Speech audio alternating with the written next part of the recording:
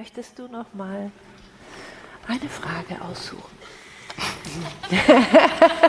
Der war gut.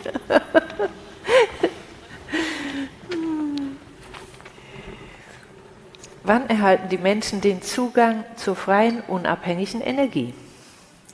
Bis 5 Jahre? Bis 10 Jahre? Steht hier. Länger als 10 Jahre.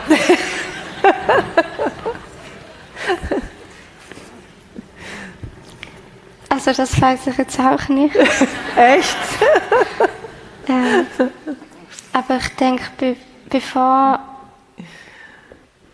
wirklich freie Energie kommt, dann muss sich ja das ganze System ändern. Also so wie es jetzt ist, würde das gar nicht passieren. Nur schon, weil dann einige Leute das Gefühl haben, sie verdienen zu wenig Geld. Und dann sind die Menschen zu frei. Das wollen eben einige nicht. Und darum muss sich schon das System ändern, dass dann jeder freie Energie hat. Aber die Erfindungen, die wären ja jetzt schon da. Also das ist ja nichts, was man zuerst noch erfinden muss, damit das dann irgendwann kommt, sondern das ist ja schon da. Es ist einfach nur nicht offiziell erlaubt. Inoffiziell wird das ja die ganze Zeit genutzt, aber halt offiziell nicht. Aber da wäre es schon.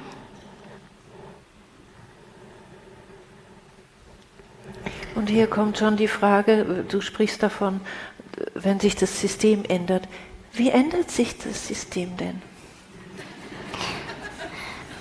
Also ganz genau weiß ich das auf der physischen Ebene auch nicht.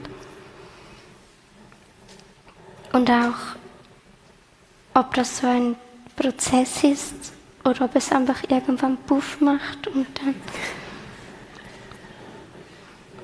Aber energetisch sieht man schon, dass schon vieles freier ist. Wenn man vielleicht nur auf der physischen Ebene schaut, dann würde man denken, die Welt wird irgendwie immer schlimmer. Aber wenn man energetisch schaut, dann sieht man, dass dort schon mehr Licht ist. Und Dinge verschwunden sind, die früher da waren. Und das muss sich irgendwann darunter manifestieren. Wie der Weg dahin ist, das weiß ich auch nicht genau. Das hängt auch von den Menschen ab und vom Bewusstsein. Aber dass es energetisch, also man sieht, dass das halt, man kann das nicht verpassen.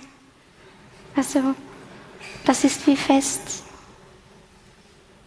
gemacht.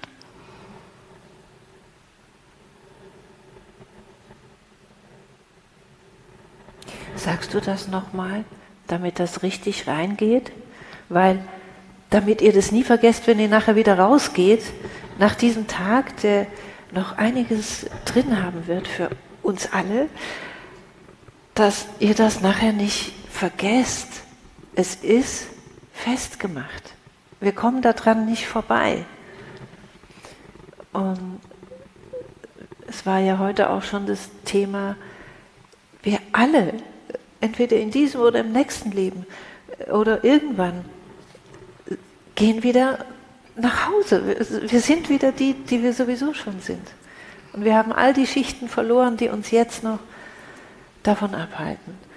Und ich bin so dankbar, dass wir Botschafter wie Christina haben, wie Robin, wie Anke, wie Ute und ganz viele auf der ganzen Welt. Und also mich berührt es einfach so, dass heute hier ganz viel kleine und große Veränderer und Verändererinnen sitzen und Und ja, wir alle sind das.